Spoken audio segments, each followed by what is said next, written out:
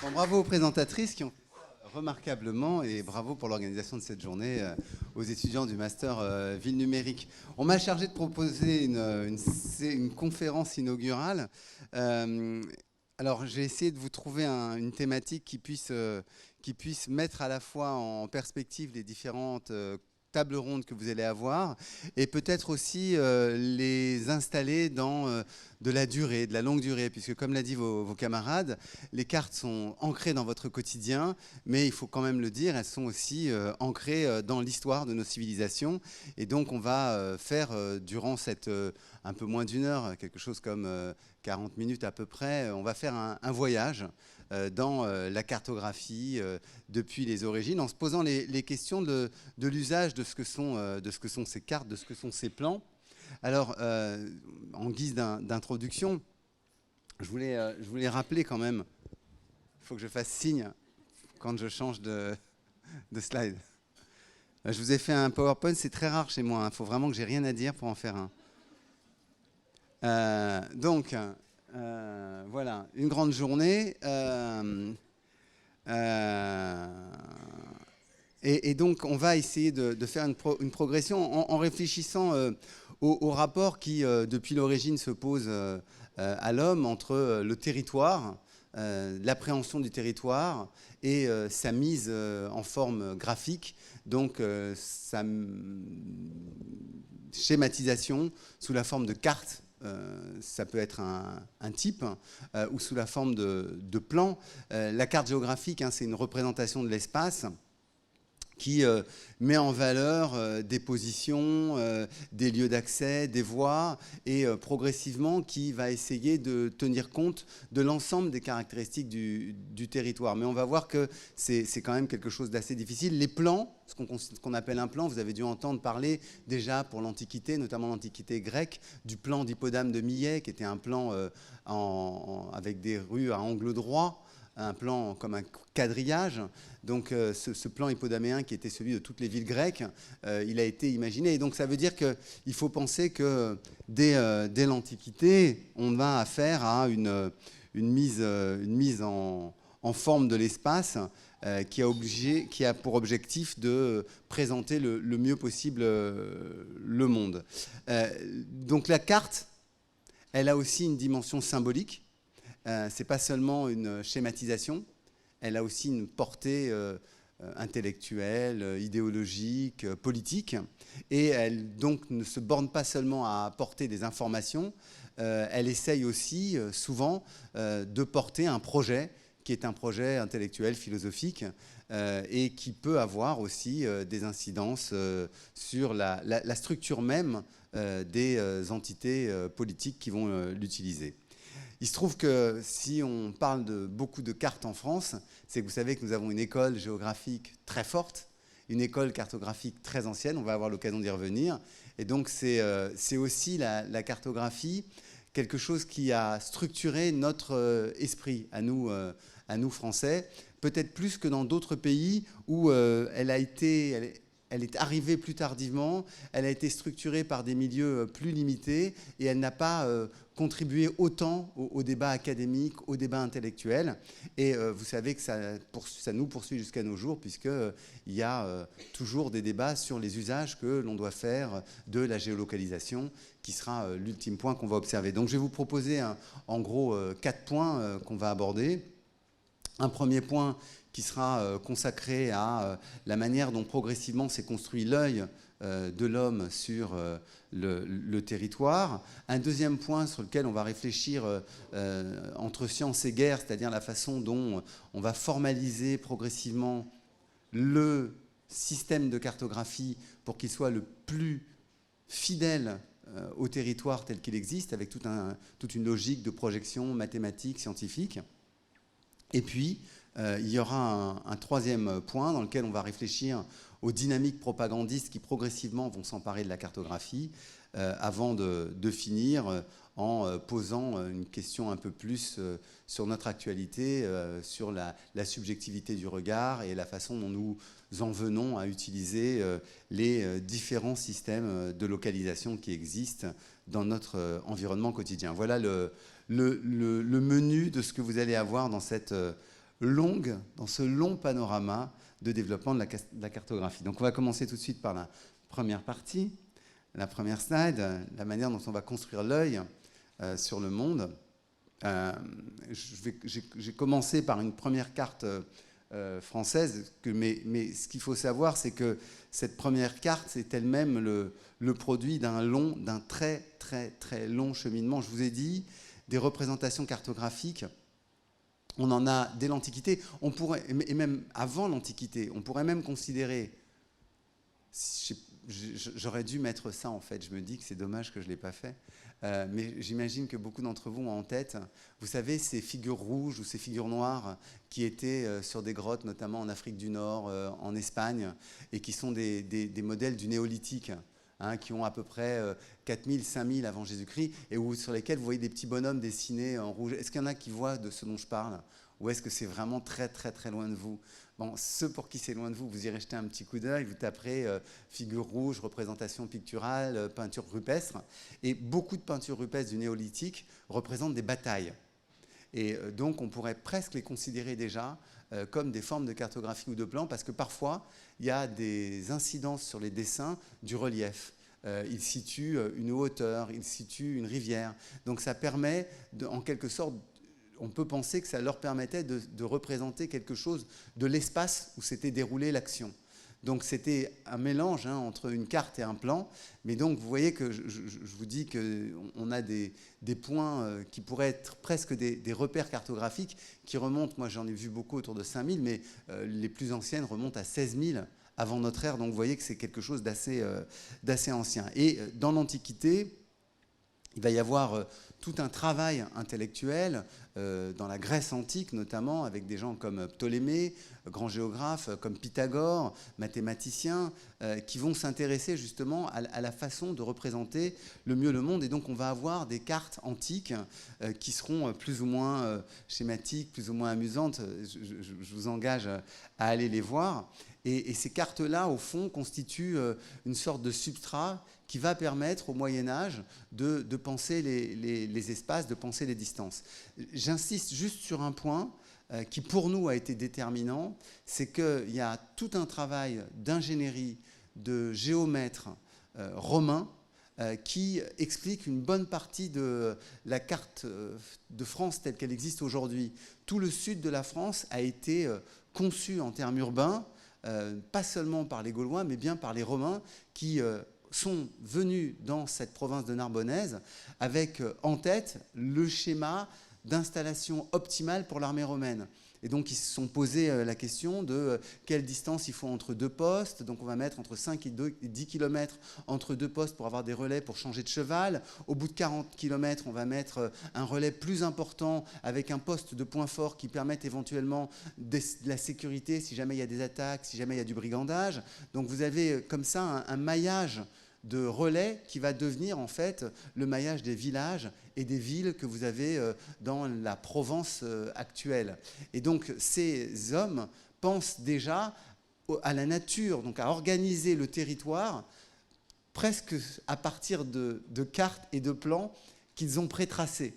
Donc c'est un aspect qui est très important à avoir en tête, c'est qu'on a, à partir du dessin, on va essayer de rationaliser l'organisation du territoire, et ensuite on va avoir une technique de représentation du territoire qui devra correspondre au dessin qu'on a imaginé. Donc on va avoir tendance à gommer d'une certaine manière les reliefs, alors qu'ils sont très très visibles dans le paysage. Les cartes vont avoir du mal à représenter les reliefs, vont avoir du mal à représenter les côtes avec précision, parce que justement, il n'y a pas encore tous les outils de production du savoir sur la cartographie. Et c'est ce qui explique un peu le modèle qu'on a encore au XVIe siècle, où vous avez une représentation qui se rapproche de ce que pouvait être le territoire français, qui insiste énormément sur les cours d'eau, parce qu'on arrive à les suivre, on arrive à les repérer, on arrive à mesurer la distance de l'un à l'autre, donc on installe ça, on arrive à mesurer la distance entre les villes,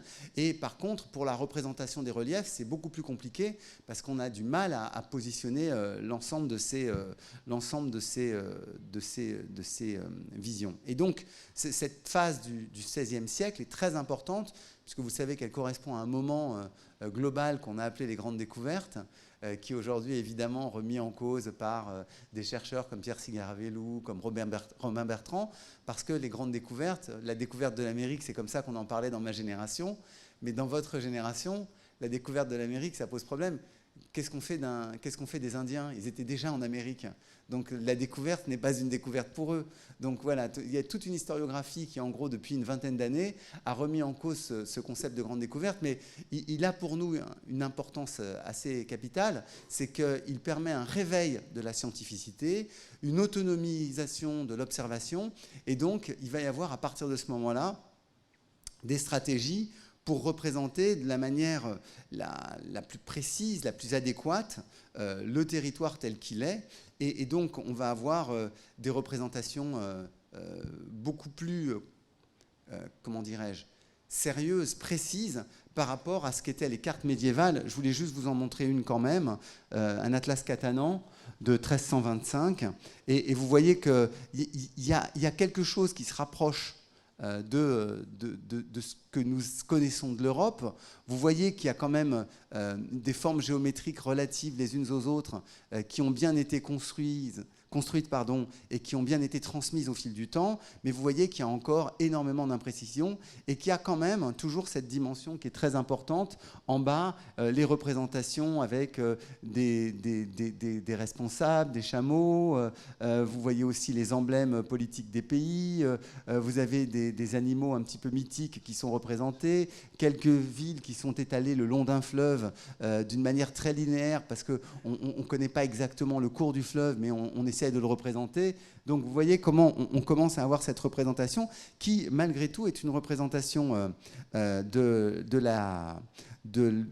bassin méditerranéen qui n'est pas si éloigné du premier type un peu scientifique qu'on va avoir, si vous voulez bien passer à la carte suivante, qui est le type de projection imaginé par Mercator, qui va essayer, le premier, d'essayer de donner une représentation de la Terre qui soit conforme, mais qui soit conforme à un idéal qu'on avait, qu'on était en train d'acquérir et qu'on venait d'acquérir, qui est que la Terre était ronde. Puisque si on reste dans la carte précédente, la carte précédente est conçue au Moyen-Âge en un temps où la population est platiste. Elle pense que la Terre est plate. Donc il y a des limites même à la connaissance qui font que forcément au bout d'un moment on arrive au bout de la Terre. Donc on n'est pas allé au-delà pour explorer. Là, Mercator, lui, il bénéficie de tous les acquis des grandes découvertes, de ceux qui ont déjà pu faire le tour du monde, comme Magellan, de ceux qui ont fait des voyages dans les Indes occidentales, dans les Indes orientales. Donc il commence déjà à avoir une représentation de la Terre qui est un peu plus précise. Et il commence aussi à avoir cette idée qu'on doit partir du globe pour en faire une projection sur un planisphère. Donc ça demande tout un système de projection avec des angles qui vont représenter progressivement la vision. Et donc cette vision que Mercator met en place, on peut la voir sur la diapo suivante. Il imagine en quelque sorte une carte qui entoure le globe et ensuite il reporte sur la carte les points qui sont représentés sur le globe. Donc ça suppose déjà une assez bonne connaissance mathématique, une bonne capacité à calculer les angles et à effectuer des projections. Et ça va amener à avoir des types de cartes qui sont, malgré tout, j'ai pris exprès la même année que Mercator, une carte suivante qui est faite par Abraham Ortelius, qui est une carte dans laquelle il y a une bonne connaissance du système urbain français, mais vous voyez que alors que Mercator et la scientificité commencent à produire une vision du globe, on est encore dans notre regard de Français du XVIe siècle avec une connaissance qui n'est pas du tout précise, qui n'est pas du tout l'équivalent de ce que vous pouvez avoir quand vous prenez votre logiciel de positionnement ou un logiciel de cartographie aujourd'hui. C'est quand même beaucoup plus fantaisiste, y compris sur le cours des fleuves. Et pensez notamment au cours de la Loire, dont vous pouvez ici vous faire une idée. Donc il a fallu, et c'était ce à quoi je voulais en arriver, toute une éducation du regard, toute une logique pour penser qu'il devait y avoir un lien entre recherche intellectuelle, recherche scientifique, ça nous amène à la deuxième partie, et travail de représentation de la France, et travail de cartographie de la France. Et progressivement, on va avoir une scientifisation du monde de la cartographie.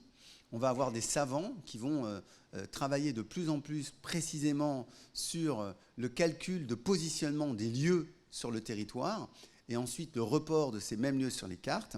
Une des premières cartes qu'on a qui est vraiment calculée avec toute une logique scientifique, c'est le calcul et le positionnement du méridien de Greenwich sur la carte de France. Et pour y parvenir, des géomètres sont allés sur le territoire, ont positionné 2 points, ensuite calculé l'angle pour deviner le positionnement d'un 3e point.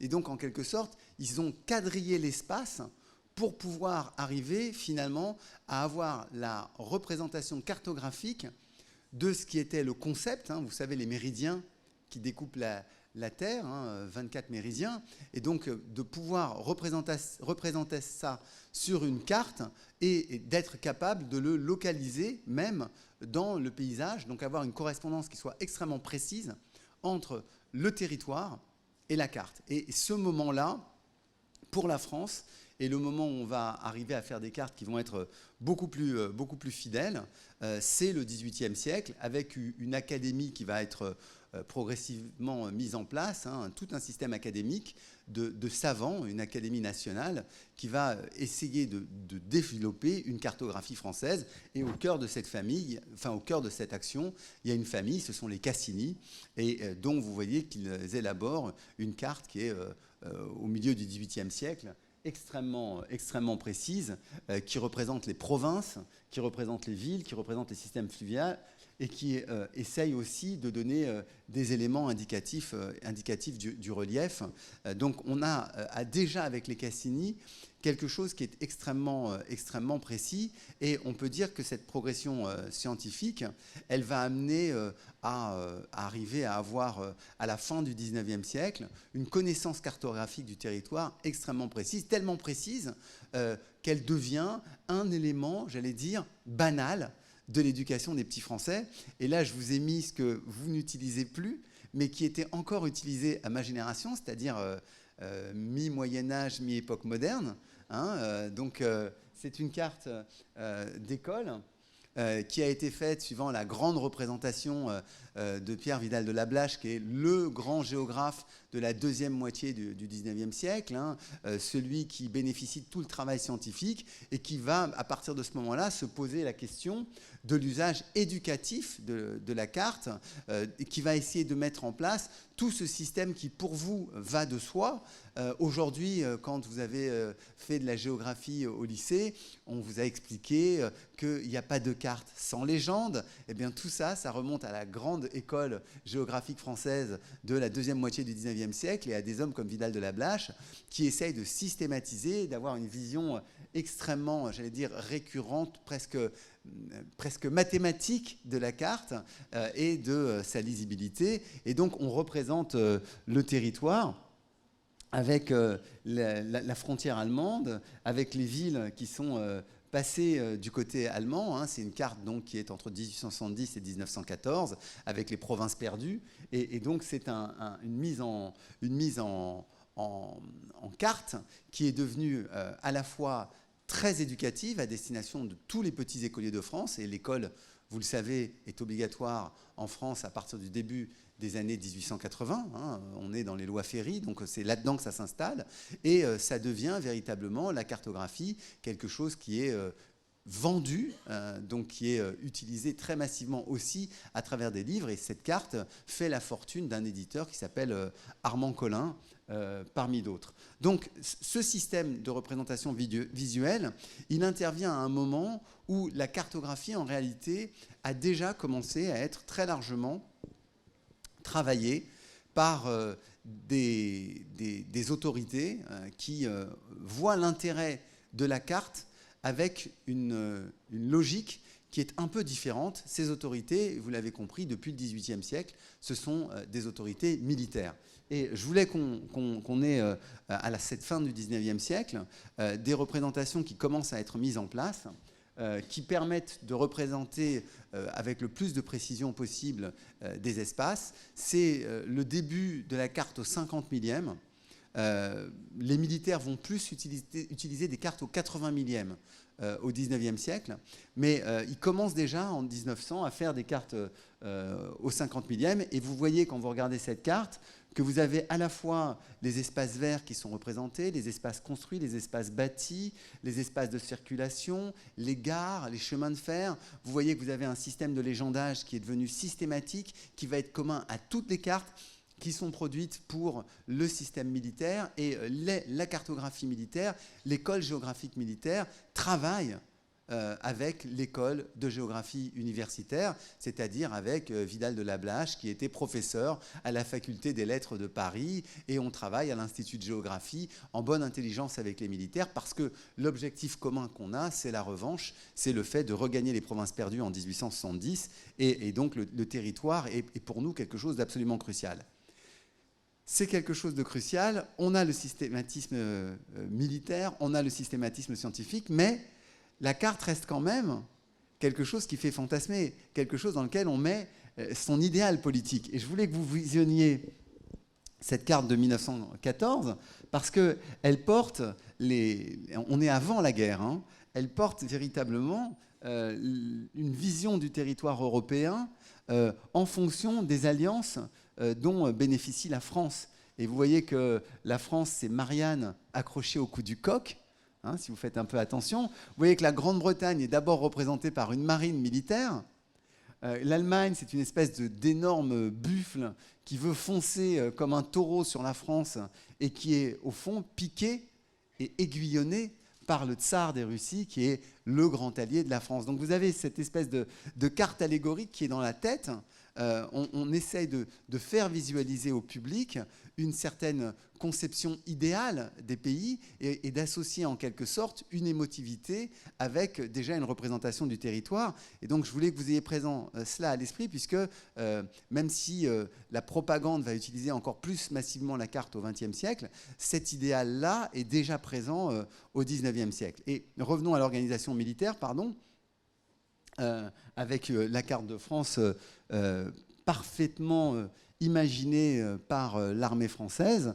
Et vous voyez que la France est découpée en régions militaires. Il y a les points forts et les places fortes qui sont définis. Il y a les villes ouvertes qui sont installées. Il y a toutes les forteresses qui sont mentionnées. C'est une carte de 1907, mais qui est encore le standard de 1914. Et vous savez qu'à partir de cette cartographie, nous, Français, nous avons imaginé notre plan de défense, et c'est comme ça que vous voyez les lignes de points forts que nous avons dans l'est du pays, représentées avec les gros points verts, qui sont les places fortes qui nous permettent d'installer les forces en cas d'invasion allemande. Et le seul problème, c'est que ces plans, évidemment, les Allemands les voient, les ont en tête, ils ont leur système de renseignement, et donc ils vont se servir pratiquement de cette carte de 1907 pour dessiner leur propre plan d'invasion. Et c'est ce qui explique qu'on va avoir le fameux plan Schlieffen qui veut faire une prise en tenaille en passant par le nord, en passant par la Belgique, pour éviter les grandes forteresses et les grandes concentrations de troupes que les Français avaient mis face à la frontière allemande. Donc ce qu'il y a d'intéressant, c'est que la carte, elle permet d'avoir une connaissance de notre propre territoire, de savoir quels sont nos points forts d'une certaine manière, mais elle est aussi un instrument de renseignement pour l'adversaire, et c'est une question sur laquelle on aura l'occasion de revenir. La Première Guerre mondiale va se dérouler justement avec cet appui qui permet en quelque sorte de rationaliser le mouvement, qui va entraîner la constitution d'un front de plus de 500 km entièrement stabilisé, avec une guerre de position, où on calculera la cote au millimètre, où on se dira voilà quelle est la hauteur à conquérir, que ce soit à Verdun, que ce soit dans toutes les grandes batailles de la Première Guerre mondiale, on a une connaissance parfaite au millimètre de ce qu'on peut faire. On peut le faire d'autant plus facilement que depuis en gros la deuxième moitié du 19e siècle, on a des ballons qui nous permettent encore d'affiner la connaissance qu'on peut avoir sur le paysage. On va avoir de l'aviation, on va avoir les débuts de la photographie aérienne. Donc vous voyez ce que je veux dire, ça va permettre encore des positionnements plus précis, et c'est ce qui explique que la Grande Guerre soit à ce point-là un moment où la cartographie joue un rôle dans le visuel. À la fin de la guerre, je voulais vous le signaler, on va avoir toute cette question de l'éclatement des empires et donc de la redistribution de ces territoires. Je voulais prendre juste cet exemple parce que vous voyez à partir de l'Empire ottoman, c'est une carte récente, hein, sur l'Empire ottoman que vous avez sur le côté, et donc l'Empire ottoman, vous voyez son maximum d'extension, hein, oups là, un petit Larsen, vous voyez son maximum d'extension avec ce trait rouge qui en marque la limite. Et sur le côté, je voulais que vous voyiez l'idée qu'on a avec Sykes et Picot, qui sont deux officiers et deux officiels qui vont devoir réfléchir à ce qu'on va faire une fois que l'Empire ottoman sera détruit. Et vous voyez qu'en fait, ce qu'ils essayent de faire, c'est une espèce de mise en place schématique des frontières. Et cette carte des accords, vous voyez qu'elle n'est pas du tout précise. Et vous comprenez comment, à partir de la carte, on dessine ce que doit être la frontière sur le territoire réel. Ce n'est pas la première fois qu'on fait ça. On l'a déjà fait à la conférence de Berlin, où on a découpé sur des cartes en 1885 pour découper l'Afrique.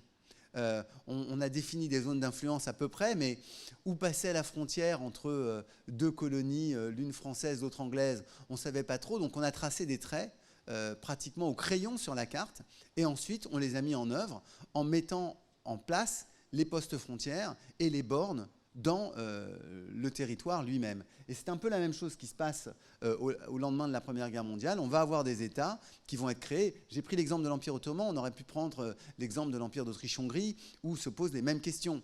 Comment est-ce qu'on va découper avec précision l'existence d'un endroit où il y a des Tchécoslovaques, où il y a des Croates, où il y a des Serbes, où il y a des Bosniaques, comment est-ce qu'on fait ça? Qu'est-ce qu'on fait des Macédoniens? Donc, vous voyez ce que je veux dire? On est à une conférence de paix, et dans cette conférence de paix, ensuite, on va découper telle quelle. Donc la carte finit, alors qu'elle était initialement prévue, même si j'ai nuancé ça pour les Romains, elle était initialement prévue pour représenter le territoire, la carte finit par être un élément de gouvernement du territoire.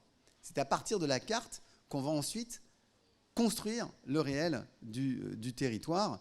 Et dernier exemple que je voulais vous prendre, parce que c'est vraiment le cas le plus manifeste, c'est un exemple que j'ai pris à partir justement de cet empire ottoman et d'un grand personnage qui s'appelle Calouste Gulbenkian. Je pense que très peu dans cette salle connaissent Calouste Gulbenkian, mais Cocorico, c'est un Français d'Arménie, donc un Arménien qui s'est installé en France et qui a commencé avant la Première Guerre mondiale à travailler dans le secteur du pétrole. Et Gulbenkian, au moment de la chute de l'Empire ottoman, il a, lui, créé deux petites compagnies pétrolières. Une petite compagnie pétrolière qui exploite une zone de pétrole en Irak et une autre qui en exploite en Iran. Et en 1928, il réussit à convaincre tous les acteurs du secteur, que ce soit Shell, que ce soit British Petroleum, que ce soit sa propre compagnie, que ce soit la compagnie américaine fondée par Rockefeller, hein, Esso, Exxon.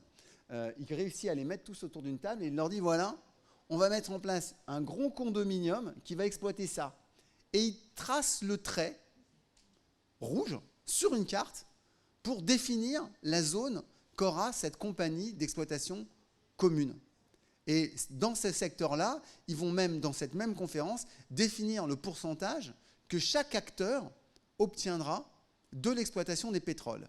Et lui demandera pour sa seule personne 5%, ça deviendra son surnom d'ailleurs, à partir de ce moment-là on l'appellera Monsieur 5%, parce qu'il touchera 5% sur l'exploitation de tous les pétroles d'Irak, d'Arabie et même de l'autre côté du Golfe, de l'Iran. Donc il va devenir évidemment une des plus grandes fortunes françaises et européennes.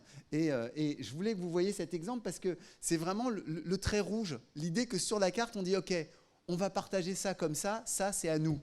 Personne d'autre intervient dans ce territoire. » Et on défend notre exploitation du pétrole, et ils ont évidemment les accords des gouvernements locaux qui leur permettent de faire ça. Donc, ce mélange de scientificité et d'application au territoire, évidemment, va être appliqué quand va survenir en France un grand drame. Le grand drame, c'est la défaite du début de la Deuxième Guerre mondiale, 1940. Et juste à ce moment-là, est créé à la fin du mois de juin, c'est quand même extraordinaire, c'est-à-dire que l'Institut, qui était un institut militaire, va devenir un institut civil, l'Institut géographique national, créé par un décret co-signé par le président Lebrun et par le chef du gouvernement de cette époque, le 28 juin. Le chef de ce gouvernement, évidemment, vous avez deviné, c'est le maréchal Pétain.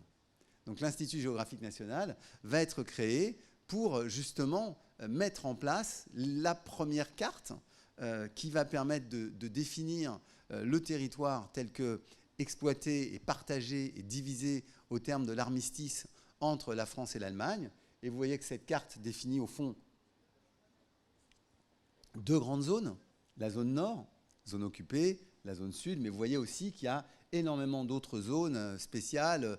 Tout le littoral a une zone d'exclusivité militaire allemande. Le sud-ouest, alors qu'il aurait dû normalement être vichysois, a été gardé par les Allemands parce qu'ils considèrent qu'il y a un risque de débarquement et d'attaque.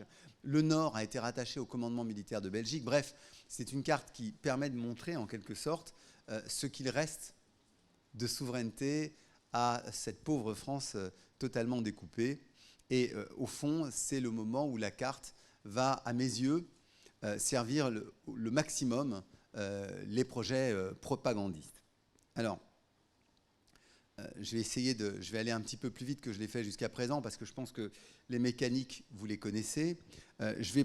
Pour que vous ayez une visualité, une vision de ça, je vais repartir d'une carte nazie qui date de 1942. Pour moi, c'est une carte qui est assez intéressante parce qu'elle essaye de définir. Donc, c'est une carte nazie, c'est-à-dire que c'est une carte produite par l'occupant allemand pour convaincre plusieurs pays d'Europe. Hein. C'est une carte qui va être diffusée en France, mais elle va être aussi diffusée en Belgique et elle va être aussi diffusée en Hollande. Et il y a une version allemande qui existe. Et donc, cette carte, en fond, essaye de dire que l'Allemagne représente le projet européen, un projet européen extrêmement militarisé, blindé, en quelque sorte. Hein, vous le voyez avec cette image grise. Donc, on commence à schématiser la carte avec une visée stratégique. Et vous voyez que la Russie est repoussée en Asie et l'Angleterre est indiquée comme rouge.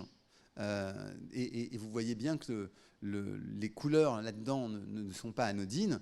Et vous voyez que Staline, d'un côté, est celui qui est le symbole, le cocher symbolique de la Grande-Bretagne, ont le même rire cruel que le juif éternel. Pourquoi ça m'amuse de reprendre cette carte ?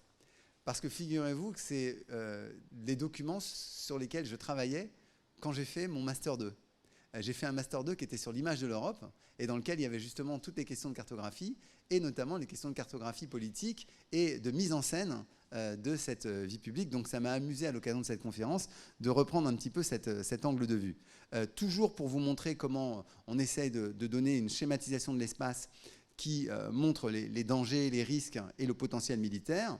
Carte de 1944 cette fois-ci, pareil, carte produite par le propagandiste allemand, hein, et dans laquelle vous voyez tous les crimes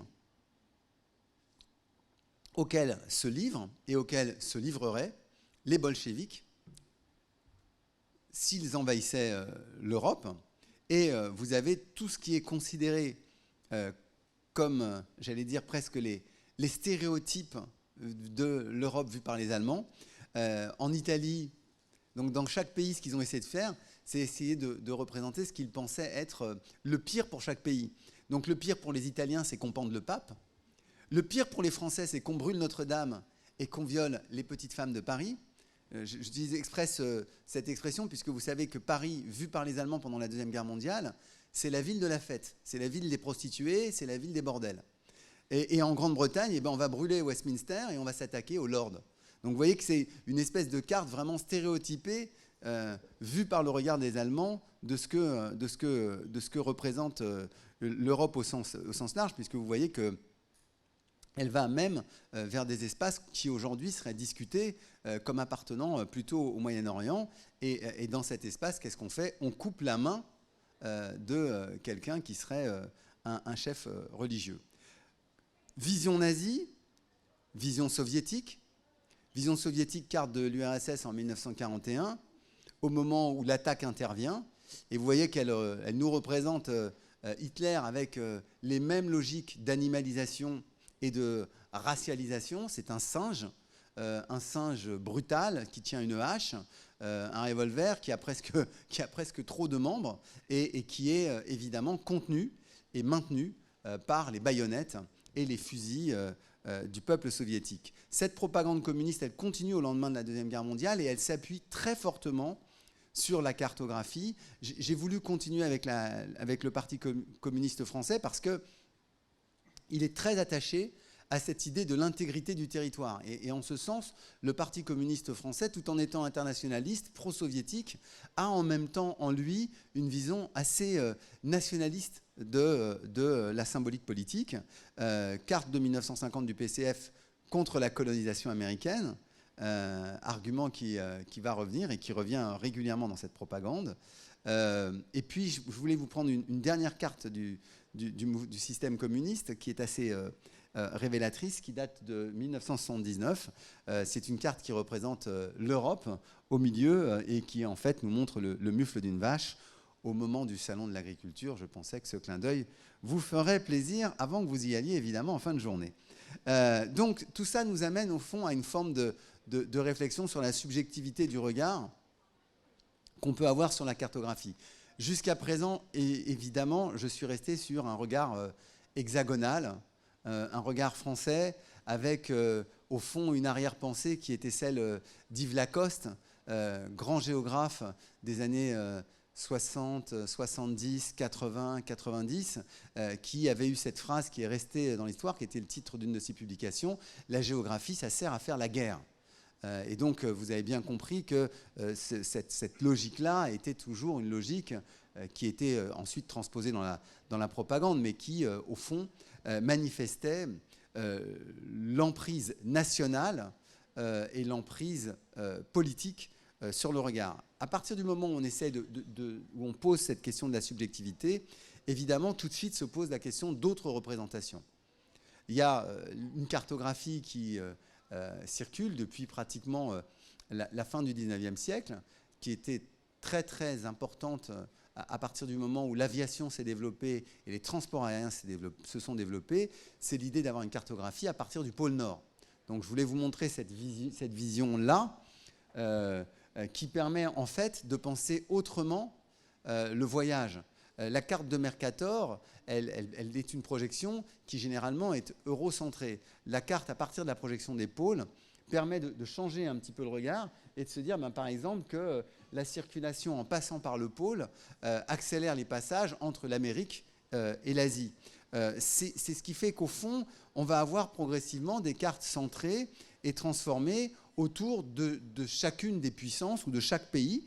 Et à partir de celle-là, on va faire l'éducation. Donc je vous ai pris bien évidemment pour décentrer par rapport à nous une carte à partir d'un point de vue chinois, planisphère vue de Chine, qui date des années 2010, et dans lequel vous voyez ce qui est censé être au cœur de la visibilité et de la vision, c'est la zone Pacifique.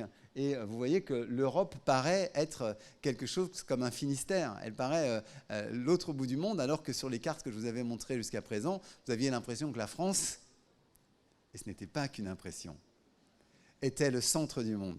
Donc ce changement des regards, au fond, qui est évidemment pour nous une tarte à la crème depuis la guerre froide, puisque ça permet de regarder autrement le monde, ce changement des regards, évidemment, il est encore plus accentué à partir du moment où on va avoir des outils qui vont nous permettre de passer à une cartographie personnelle et de personnaliser le plus petit élément qu'on veuille visualiser aujourd'hui. J'ai pris l'outil que vous connaissez tous par cœur. J'ai fait quelques captures d'écran qui qui nous permettent de voir à quelle vitesse on peut décider de centrer ou de décentrer. Donc là, j'ai préféré centrer sur le Royaume-Uni. Puis ensuite, je me suis dit, tiens, si on revenait sur la France, si on revenait sur Paris. Et puis, je me suis dit, ben tiens, si on revenait sur la slide suivante, si on revenait là où nous sommes aujourd'hui.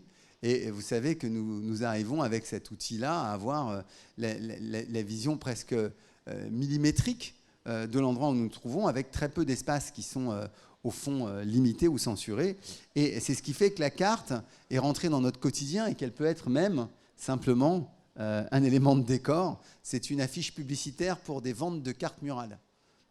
Donc voilà, au fond de ce parcours, vous l'aurez compris, et l'objectif que j'avais, et qui va être sans doute abordé tout au long de cette journée, c'est que la cartographie, la carte, n'est pas seulement un élément de connaissance objective. Elle n'est pas vraiment la représentation objective d'un territoire. La carte a servi et sert encore à s'associer à des intérêts. Ces intérêts, j'ai beaucoup insisté sur les intérêts politiques. J'ai aussi mis en lumière les intérêts économiques que la carte peut avoir, suivant les représentations qu'elle peut poser. Et vous avez bien compris qu'aujourd'hui, vous avez un système de cartographie qui est extrêmement performant, extrêmement précis, mais qui peut poser des questions d'autant plus importantes avec la géolocalisation, que ce système de géolocalisation est lui aussi, bien évidemment, pris en charge par le militaire. Le dernier exemple sur lequel je voulais m'arrêter, puisque c'est celui qui a été débattu il y a quelques jours, je crois que c'était le 17 février que l'information est sortie. Vous vous souvenez que l'une des plus grandes entreprises mondiales, l'entreprise X, SpaceX, a lancé tout un réseau de satellites à partir de 2015, pratiquement 400 satellites pour arriver à avoir une géolocalisation extrêmement précise. Ce système, c'est le système Starlink. Vous vous souvenez qu'au début de 2022, au début du conflit ukrainien, Starlink a offert son aide à l'Ukraine. Et vous vous souvenez que la Russie est intervenue, a fait pression sur le PDG de Starlink, Elon Musk, pour qu'il arrête de fournir ce service aux Ukrainiens, qui était un service tellement précis qu'il permettait des frappes ajustées et donc l'élimination de l'adversaire. Et ce qu'on a appris ces derniers jours, c'est que les Russes, par un système de VPN et de fausses adresses et de renseignements, réussissent à obtenir les données Starlink. Et aujourd'hui, c'est eux qui bénéficient de la couverture satellitaire de Starlink pour organiser leur riposte contre l'armée ukrainienne.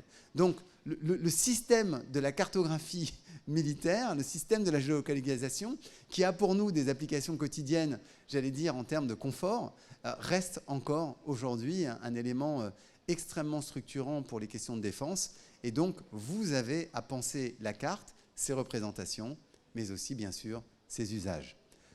Bonne journée pour ces études de l'IFP. Bravo encore à vous pour cette organisation. Et je cède la parole aux organisatrices.